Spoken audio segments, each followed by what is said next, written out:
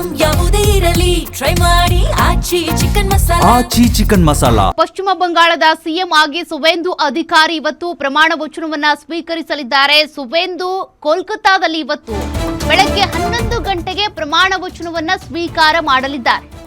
ಪಶ್ಚಿಮ ಬಂಗಾಳದ ಸಿಎಂ ಆಗಿ ಸುವೇಂದು ಅಧಿಕಾರಿಯವನ್ನ ಈಗಾಗಲೇ ಆಯ್ಕೆ ಮಾಡಲಾಗಿದೆ.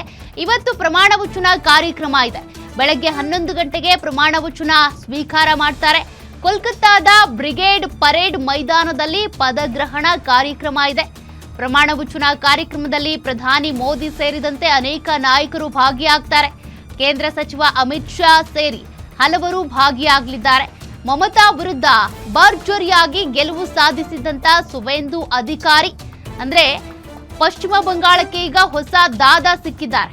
ಸುವೇಂದು ಪ್ರಮಾಣ ವಚನ ಹಿನ್ನೆಲೆ ಕೇಸರಿಮಯವಾದಂತ ಕೋಲ್ಕತ್ತಾದಲ್ಲಿ ಮೂರು ಬಾರಿ ಪಶ್ಚಿಮ ಬಂಗಾಳದಲ್ಲಿ ಏನು ಮಮತಾ ಬ್ಯಾನರ್ಜಿ ಗೆದ್ದಿದ್ರು ಆ ಗೆಲುವನ್ನ ಈಗ ಹಿಮ್ಮೆಟ್ಟಿರೋದು ಅಂತ ಅಂದ್ರೆ ಅದು ಬಿಜೆಪಿ.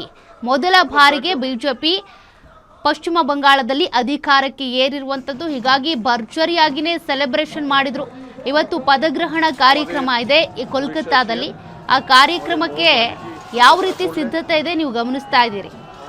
ಎಲ್ಲಾ ಕಡೆ ಕೂಡ ಕೇಸರಿಮಯ ಆಗ್ಬಿಟ್ಟಿದೆ. ಬಂಟಿಂಗ್ಸ್, ಬ್ಯಾನರ್ಸ್, ಫ್ಲಾಗ್ ಎಲ್ಲವೂ ಕೂಡ ರಾರಾಜಿಸ್ತಾ ಇದ್ದಾವೆ. ಇನ್ನು ಕೇಂದ್ರ ಗೃಹ ಸಚಿವ ಆಗಿರುವಂತಹ ಅಮಿತ್ ಶಾ ಇರ್ಬೋದು, ಪ್ರಧಾನಿ ನರೇಂದ್ರ ಮೋದಿ ಸೇರಿದಂತೆ ಅನೇಕರು ಪಶ್ಚಿಮ ಬಂಗಾಳದಲ್ಲಿ ಅಂದ್ರೆ ಕೋಲ್ಕತ್ತಾದಲ್ಲಿ ನಡೆಯುವಂತ ಪದಗ್ರಹಣ ಕಾರ್ಯಕ್ರಮಕ್ಕೆ ಅಟೆಂಡ್ ಆಗ್ತಾರೆ. ಕಾರಣ ಪಶ್ಚಿಮ ಬಂಗಾಳದಲ್ಲಿ ಸಿಕ್ಕಿರುವಂತ ಈ ಗೆಲುವು ಬಿಜೆಪಿಗೆ ಭಾರಿ ಭರ್ಜರಿ ಗೆಲುವೆ. ಕಾರಣ ಇಲ್ಲಿ ಟಿಎಂಸಿ ಬಿಟ್ರೆ ಯಾವ ಪಕ್ಷನೂ ಬರೋದೇ ಇಲ್ಲ ಅನ್ನುವಂಥ ಸಿಚುವೇಶನ್ ನಲ್ಲಿ ಇತ್ತು. ಆದರೆ ಟಿಎಂಸಿಯನ್ನ ಹಿಂದಿಕ್ಕಿ ಸೋಲಿಸಿ ಟಿಎಂಸಿಗೆ ಮಣ್ಣು ಮುಕ್ಕಿಸಿ ಬಿಜೆಪಿ ಗೆದ್ದಿದ್ದಾಗಿದೆ. ಹೀಗಾಗಿ ಇವತ್ತಿನ ಪದಗ್ರಹಣ ಕಾರ್ಯಕ್ರಮಕ್ಕೆ ಬೇಕಾದ ಎಲ್ಲಾ ಸಿದ್ಧತೆಗಳನ್ನ ಮಾಡಿಕೊಳ್ಳಲಾಗಿದೆ. 11 ಗಂಟೆಗೆ ಪ್ರಮಾಣ ವಚನ ಕಾರ್ಯಕ್ರಮ ಇರುತ್ತೆ.